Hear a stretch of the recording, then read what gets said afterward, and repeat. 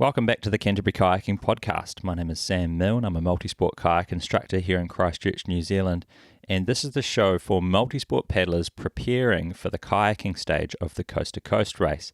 And on this episode, I'm going to talk you through the multisport forward stroke technique using a wing paddle. So whether you've just gotten started with learning how to paddle, or maybe you're an experienced paddler wanting some clarity on what you should be focusing on with your forward stroke technique, then I think you're really going to love this episode, because if you listen all the way through to the end of this episode, you're going to have a much better understanding of three things. One, what a really good forward stroke technique is, like what the main components of a good forward stroke are. Two, you're going to understand what parts I think as an instructor myself, you should prioritize so that you're not thinking about too many things at once and you have a much better chance for improving. And that brings me to the third thing that we're going to go through, and that's actually how to practice and improve your forward stroke technique so it sticks. Now, I'm a kayak instructor myself, obviously, so I have a pretty decent understanding of this, and I hope I can share some insights with you to help improve your forward stroke technique. So this is actually the first Canterbury Kayaking podcast episode that I've filmed and posted on YouTube. This is episode 8, so I've already done 7 episodes that are not on YouTube, covering choosing your first multi-sport kayak, buying your first paddle, choosing the right life jacket or PFD for you. I've talked about taking kayaking lessons and some tips around getting the most from them. I've talked about how to set up your kayak and paddle. We've talked about the basic skills that I think everyone should learn first. And in the last episode, we talked about joining a kayaking club. So if any of that content seems helpful to you, then you can go ahead and listen to those episodes either on the Canterbury Kayaking website or follow the Canterbury Kayaking podcast on your smartphone, like Apple Podcasts or Spotify. You can find us on there. So with that stuff out of the way, let's get into the main topic of this episode, the forward stroke technique. So let's start by talking through, as a kayak instructor myself, what I believe a good multi-sport forward stroke is, what the components are, so that you understand what we're aiming to achieve in your forward stroke as you develop it. So before I get into the actual technique itself, what we're trying to achieve, I just want to make sure that you understand that while the technique I'm going to describe is the optimum technique for the textbook athlete, I understand that every person is different, and the optimum forward stroke technique for you is definitely going to be different or look different to the optimum forward stroke technique for me or for someone else, right?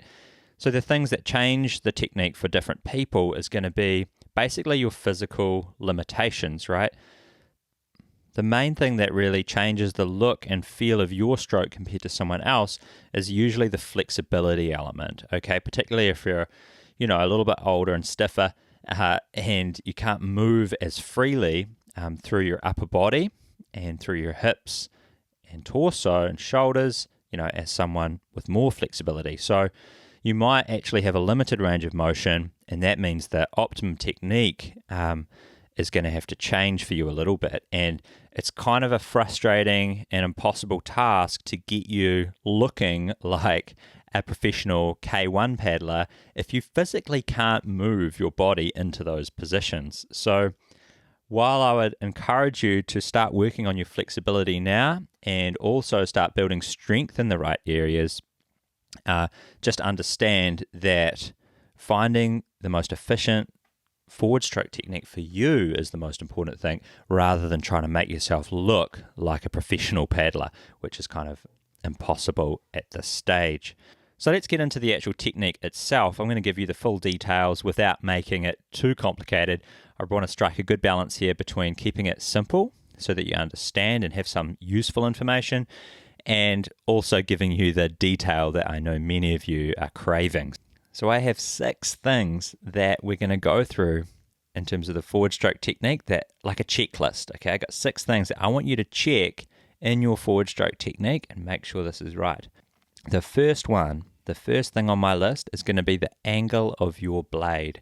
So as you're putting the paddle into the water at the start of the stroke, look at the power face of the paddle and think about which way is your power face pointing. So the power face is the bit you pull off, obviously. Your blade has a wing scoop shape to it. It's the scoop that I'm talking about here. So what direction is that power face aiming when you put the paddle in the water? So many people get this wrong at the beginning, and I think it's super, super important. So you want your power face to be pointing directly backwards from your line of travel. Okay, the power face is what's going to actually deliver the power and the grip into the water, and if that's aiming off from that line of travel, then you haven't got a very stable grip on the water, and you're not going to be able to generate the lift that the wing can help you provide. Now, most common fault is that people have the blade face, what I call open, so the power face is pointing away from the kayak too much. And what we need to do is roll our wrist back to set that blade angle more closed. And I actually encourage beginners to set their blade angle more closed than square. Okay, so if you think about the power face pointing straight back from the line of travel, I would want to just tweak that maybe 10 degrees in, so rolling your wrist back so that the power face just is angled a little bit in towards the kayak, okay? And this really allows you to feel the wing effect when you pull on the stroke, and it ensures that the grip and power delivered through the paddle is in that water in a stable fashion. So blade angle is number one. Second thing on my list to check with your forward stroke technique, and that is going to be making sure that you're getting what we call a full catch. So the catch is the part of the stroke where you just put the paddle in the water. It's before you actually pull on it. So the catch, you're putting the paddle in the water. Hopefully the blade angle is the correct angle like we've discussed, and you want the whole blade to be in the water immediately. So that is going to require you to essentially stab the water when you're putting the paddle in. You want to get the whole blade in there. Getting half a blade early and then pulling with half a blade is only going to give you half the power. I don't know if that equation is actually correct, but it's certainly way more efficient to get the whole thing in there, use the entire blade. Number 3 is going to be catch the water in the right location. So placing the paddle in the water, catching the water in the right spot. Okay. The right spot? Well, you're going to make sure that you are reaching the paddle blade as far forward as you can without ruining your posture, which we talked about in a previous episode. We are sitting nice and straight, maybe ever so slightly lean forward, but we don't want to have to reach so far that we actually end up hunching forward and leaning forward over the spray skirt. We want to stay sitting up pretty tall, and then we're going to reach that blade as far forward as possible. The reason we do that is because if we can reach that blade all the way forward, then we've got our lower arm extended and hopefully our torso rotated a little bit, wound up. And this is going to put you in a really strong position physically so that you can pull hard, and it's going to make sure that the forward stroke is forward enough of your seat so that you've got a long, lengthy stroke that is going to provide you a big result in just one stroke. If you're not reaching to the front of the boat, then that's going to make your stroke short and you're not going to get as much out of it. Or to get more out of it, you're going to have to take that stroke too far back behind the seat, which is not good because you're not in a strong position back there and you're not very stable back there either. So we've got 3 things so far. Get the blade angle correct, get the full blade in the water, and then put the blade in the water far enough forward. The other thing I'll add to that is make sure that the catch happens not only forward, but also really close to the boat as well. You might even hit the kayak occasionally as you're learning this. And I encourage people to do that when they're on courses with me. I'm like, get that paddle closer to the boat, and I want to hear you hit the boat multiple times as you're trying to do this. It should be so close to the kayak when you're putting the paddle in the water that you hit the boat occasionally. Now the fourth point, once you've got the blade set in the water at the right angle, you've got the whole thing in there and it's forward and close to the boat, now we've got to pull on it. Okay, and the way that we do this is really important.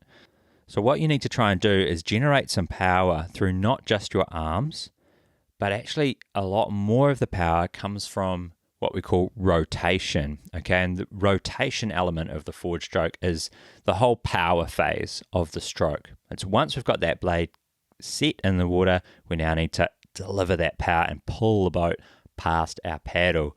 Then now the parts of the body that you should actually feel when you take the stroke is going to be right through your entire body almost. So as you take a stroke, you're going to be pushing on your foot block or your foot pedal, like the bottom plate of your foot pedal, not the actual flap, because your kayak will start steering and doing crazy things.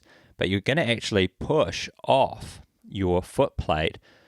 You're going to push the foot on the same side that you're taking the stroke. So if it's a left stroke that you're taking, your left foot is going to push against the foot plate. And as you push that left foot against the bottom plate of the pedal, you're going to be essentially straightening that left leg, pushing your left hip back as you take that left stroke. So this is going to give you something solid to push off and start turning your hips. And as you turn your hips, well, now it's easier to turn your torso as well. And your torso is connected to your arms. And now we're moving that paddle using not only our arms, but actually our legs and hips as well. Going up from your hips, you can also twist at your torso through your core. Okay, so you can move your shoulders independently of your hip bones. So you're twisting through your torso, through your waist. Okay, and so if we can turn through there, then we're also able to drive that blade with a lot more energy. Okay, this is where some flexibility really helps. The more you can twist through your torso and move your hips around, the more energy you're going to be able to deliver into that paddle without having to use the smaller muscles in your arms. Okay. Now, one thing that frustrates me a little bit with kayak instruction on the forward stroke is one of the most common things that people say they need to work on, and I believe this is because kayak instructors tell people they need to do this. They simply say, I need to rotate more. Like, okay, I agree. If you can rotate more, that is good. However, because of people's different body types and flexibility issues that are probably going to exist with you as well, rotating more can be kind of impossible and frustrating. If you're rotating your torso to the maximum, at least you're trying to, and you're not going faster, then what I think you're better to focus on is actually rotating at the right time. Okay, and what I mean by that is making sure that, particularly if you've got limited amount that you can actually twist through your waist, I want to make sure that you time that rotation at the right moment. And the right moment is just after you've finished doing your catch, right? So you've got the blade angle right, the catch is full, it's close to the boat and forward. And at that moment, when the paddle is getting locked into the water, you don't want to have unwound your torso at all yet. You want to stay wound up. Only once the blade is caught in the water, then you want to fire the legs, hips, waist, turn the shoulders. All of that happens only after the blade is in the water. So many people that I work with are having this thought in their head, I'm trying to rotate more, and they're simply rotating, but the paddle isn't actually in the water yet, and we're losing that opportunity for power. Let's move on to number 5. So the fifth thing that I want you to understand is the path of the hands, or basically the motion of the paddle stroke throughout that power phase. So where your hands should be, what the angle of the paddle shaft should be on, all of that sort of thing. So if we can improve that can help you deliver more power into the water because you're in a more basically a more ergonomic position to deliver that power from your torso and legs and hips into the paddle. So to keep it simple, what you want to imagine is as you're turning your waist, your both hands travel kind of parallel to each other. So they're both on a path that's parallel, okay? And on the kayak courses that I run, we do, like after the grade 2 course, you can come and do another course. And on that one, we video people's forward stroke. And one of the most helpful angles to video people from is looking straight at them. So they're paddling directly at the camera. And once we've got all the other stuff like okay, I'll then have a look at basically the path of both hands across the boat. And what we'd want to see is both hands traveling across in front of your kayak, parallel to each other and at the same time. Okay, so the top hand moves from one side of the boat right across the center line of the kayak. It's moving parallel. It's not going down towards the spray skirt. That would be the most common fault. You want to keep that top hand high and traveling across in front of your eyes. At the same time, the bottom hand is also moving across in that direction, but it starts close to the boat and it's moving out away from the kayak. So as you turn your shoulders, you're actually pushing both hands together out and away. So when we do a video analysis of this, I draw the hand path, and basically when you draw a line for each hand, you end up with two parallel lines going across the boat, kind of parallel to the water surface. The last part of the technique I want you to understand is the release, so the finish. And I think this is a really nice thing to focus on when you're actually paddling, because if you get a good release, a good finish position, then probably the path to get there is going to be pretty decent. Like in many sports, having a good follow through can really help ensure that you do the correct thing on the way there. Now I want you to imagine you've just done a forward stroke, you've just completed the stroke, and someone's taken a photo of you at that point. And now you look at the photo. What should that position be? Well, I think it's really good to try and find a position where you have fully unwound your torso. So towards the direction of the paddle, your shoulders should be parallel to the paddle shaft. So you've turned with the paddle stroke. So your chest is facing the water that you are taking the stroke on. The other thing I'd check is making sure that your pushing hand is still high.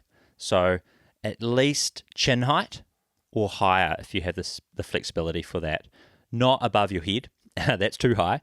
But if you look straight ahead as you're paddling, you should see that pushing hand kind of up at your eye level, so at the horizon height. The lower hand, the one that's just finished pulling, you want that pretty low. So you want to just pop the paddle out of the water enough to release the blade, but you don't need to lift the paddle miles up into the air. There's sort of no point in doing that. It's just a waste of energy. So you want to release the paddle from the water only enough to get the blade out, no higher. It's just going to be hard work doing that. You need to give that arm a little moment's rest before you put it to work doing another stroke, okay?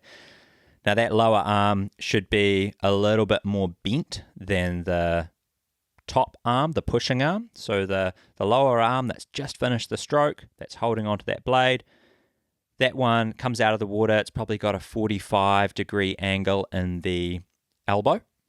And then the pushing one, the one that's up in front of you at the horizon, that wants to be nearly straight. So not elbow locked, but pretty close to that. Okay, so a full extension without locking your elbow.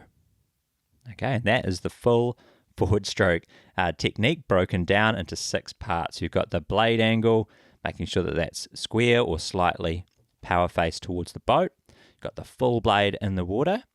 You want the location of that blade to be forward and really close to the boat.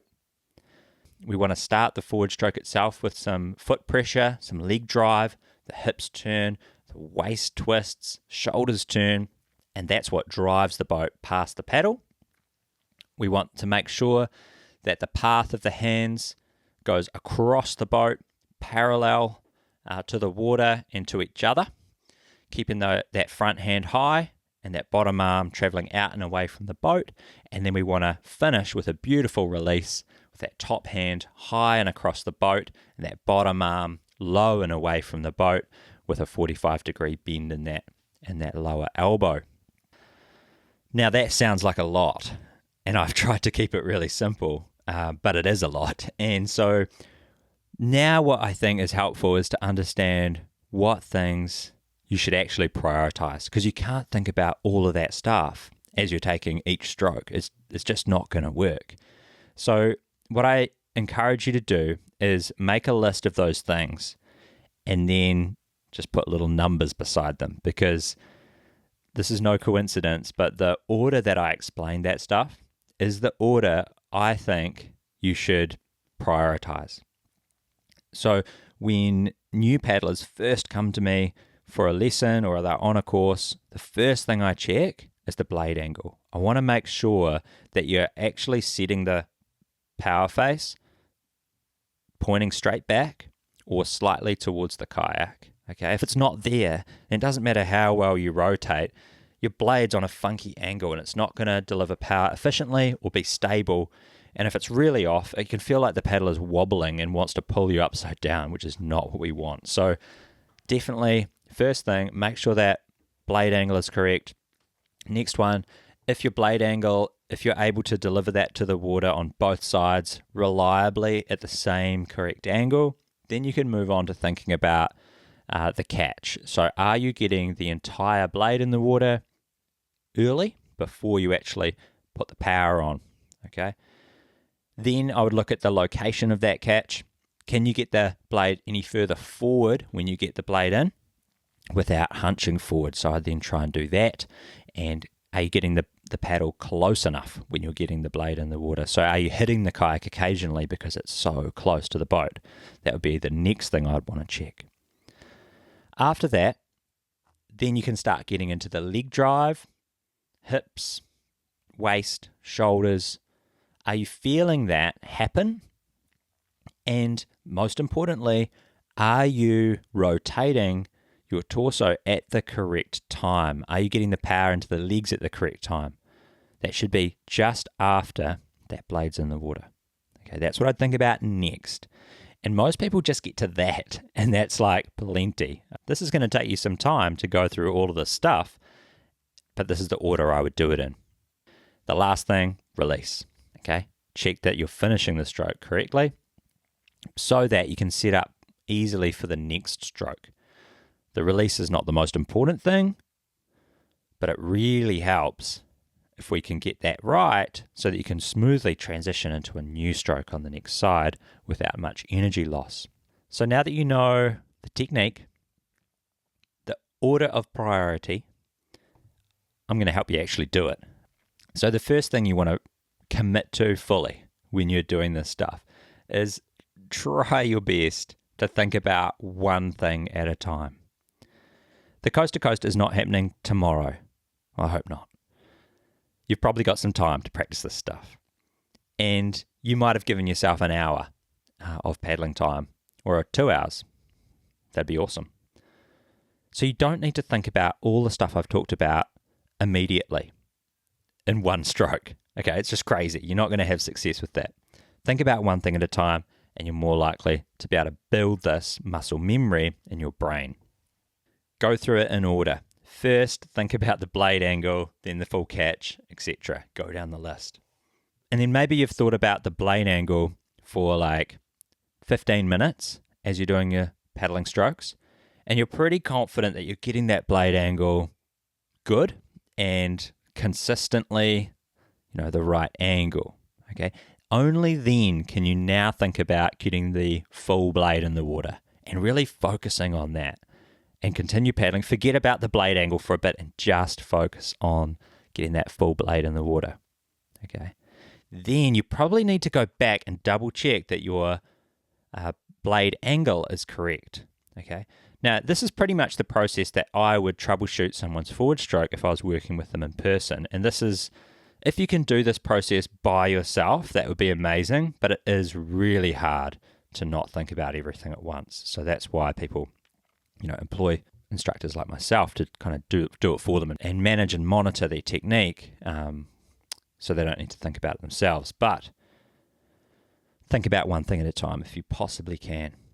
If you've got several sessions, if you've got several months ahead of you, heck, you could think about blade angle for an entire session, and that would just be it. That would be awesome. I think I'd give you a gold star if you just could do that and didn't have to get all technical on everything else. If you just had one session on blade angle, you would never need to think about it again. That'd be awesome. Then you can move on to the more complex parts of the stroke without ever having to worry that your blade angle is off. I mean, you'd obviously check it periodically, but yeah, that would be a great strategy. The next thing I think is worth understanding as you are trying to acquire new skills is the difference between block practice and differential practice. Okay, now these are two different modes of practice for developing new skills. Block practice, differential practice. What's the difference? Well, block practice is when you do the same thing, you repeat the same movement over and over and over again, trying to get it to stick. The theory is that if we repeat the same movement over again, we build like a motor pattern in our brain. A new pathway is sort of built. And the more we use that path in our brain, the stronger the connection becomes. Okay, we start to build that muscle memory of that path. So this works really well if you're doing the correct motion and you've got enough time to just drill it in, drill it in, drill it in, drill it in. The other way that you can practice, and there is some theory to support that this other way is actually helps people learn skills quicker, is called differential practice. So to give you an example here, what many beginner paddlers do wrong initially is bend their arms too much and at the elbows, right, and try and paddle using their biceps. Now, a really common drill to address that I've seen at kayak clubs, I don't do it too often, but sometimes it's helpful when people really have this fault, is to say, right, I challenge you to lock out your arms so they're dead straight, locked elbows, and try and paddle like that. Now, with that kind of challenge in place, that limiting kind of external factor of having locked arms, how do you actually take a stroke? And what you soon discover is, I need to actually move my torso more. I need to move my hips and my legs to get this blade moving with some power now that I'm not bending my elbows. Okay, so that would be an example of differential practice where you're practicing something that is different from the desired technique, because you wouldn't actually want to paddle with locked out arms. That would not be a good technique. But doing that drill with locked arms can help unlock your torso rotation, okay?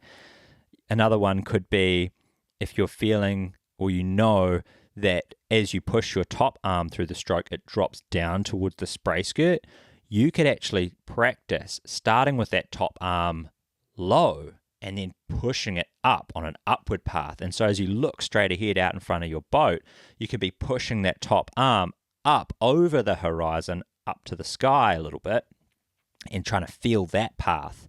Now, again, that's not the correct technique, but it's the kind of the opposite fault to your main issue, which is pushing that top arm down towards the spray skirt. So we're trying to feel the opposite thing to your fault, and there's some really good research to suggest that practicing in this way can lead to better results faster than just hammering out the same thing, trying to be closer to perfection, but never quite doing enough of the change. Okay, so block practice and differential practice.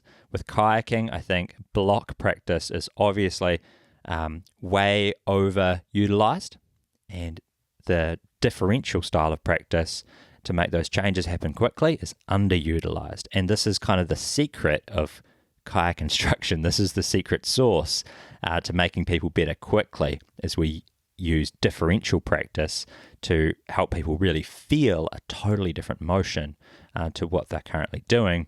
And then we can find the sweet spot within there which is the correct technique, or at least closer to it than we had before. Once you do make that change to your technique, then doing that block practice can be quite beneficial to help you kind of build that motor pathway in your brain and hopefully lock that feel in.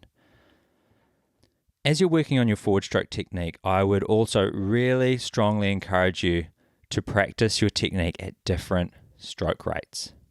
Okay, when people come along to kayak courses, I say, show me your technique. And what happens? They slow down. Okay, I'm like, wow, we're supposed to be working on our forward stroke technique. That's supposed to make us go pretty quickly, pretty efficiently, right? But you've slowed down. I want you to practice your forward stroke technique at least at the speed that you would race with over 5-6 hours at coast to coast, but also practice with it faster than that. I want you to try and sprint with your forward stroke technique and try and maintain good technique at a fast pace. Most people find that really difficult, but I think they find it most difficult because we simply don't practice enough at a full sprint. And you need to be able to do a full sprint at times as you go down the Waimakariri Gorge in February at coast to coast, right? Having the ability to sprint with good technique, if that's in your toolbox as a paddler, you're going to be so much more confident on the river because you can accelerate really well out of trouble or maybe towards somewhere you do want to be on the river before it's too late. Or you can give it that extra boat speed that helps carry you through that boily eddy or round the bluff corner, all stuff I hope to get to in later episodes. But practice your forward stroke at different speeds. I think that can really help you as a paddler. Now, I want to talk about filming yourself and video analysis, and I do think it's a good thing to do to have someone film your forward stroke so you can see it and see what you really look like. This can be really powerful, so a word of caution. So if you are going to have someone film you and then look at that footage, I just warn you that it doesn't always meet your expectations in terms of what you think you look like. And most people are a little bit disappointed with how they look compared to like expert paddlers that they've been watching and trying to imitate. Okay, so just be ready for a bit of a reality check if you are going to film yourself. But I do use video a lot in my courses so that people can see, the reality of what they're doing, because often the way we think we're moving or the way we feel we're moving is not actually the same as the reality of what we're doing. So definitely having someone video you so you can see what you're doing can be helpful.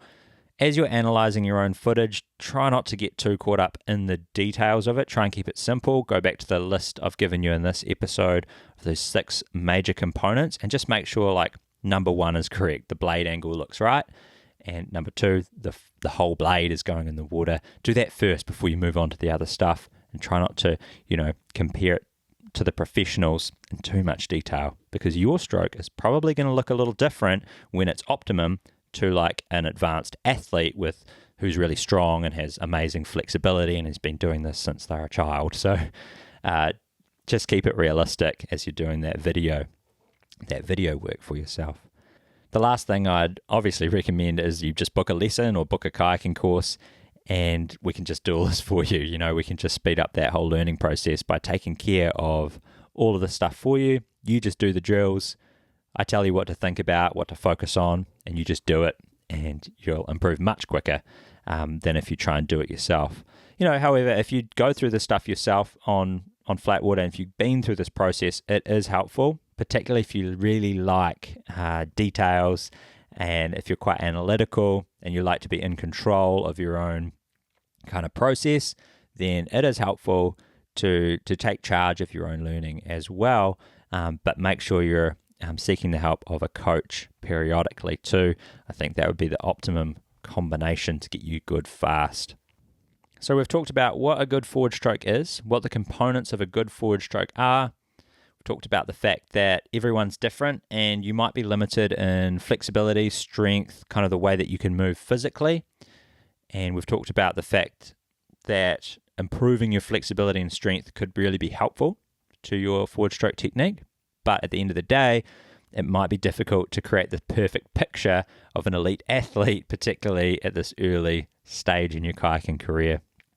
The technique itself, we've talked that through in detail now. Hopefully you understand the 6 main components that I want you to know. One being the blade angle, getting that power face pointing straight back from your line of travel or just slightly towards the boat, getting the whole blade in early, getting that blade in near the boat and as far forward as you can reach without hunching forward, making sure that once that blade is locked in at the right position, that you're generating power through your feet, legs, hips, waist, torso, twist, the shoulders turn.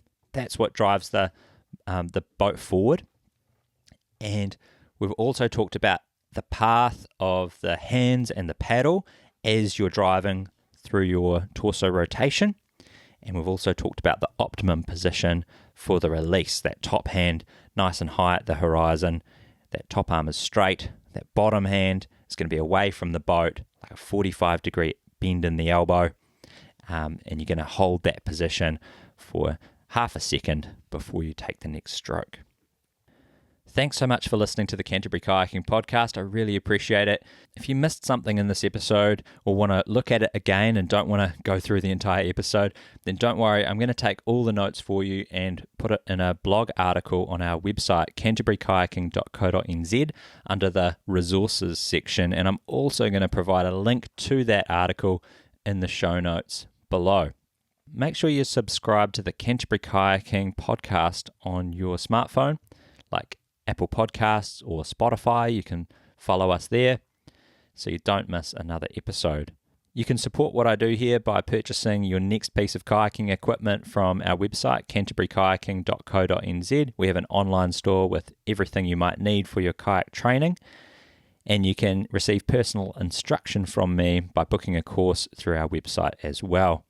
Make sure you stick around for the next episode, because on the next one, I'm going to talk you through all of the drills and skills and techniques that you can do on flat water to help you prepare for the river. So it's going to be like boat handling stuff, everything other than the forward stroke really, that's going to help you feel in control and have success, or more likely to have success, when you actually go to a grade 2 run, hit the river and start paddling rapids. So it's going to be awesome. Make sure you stick around for that. You don't want to miss it. Thanks again for listening. See you in the next one.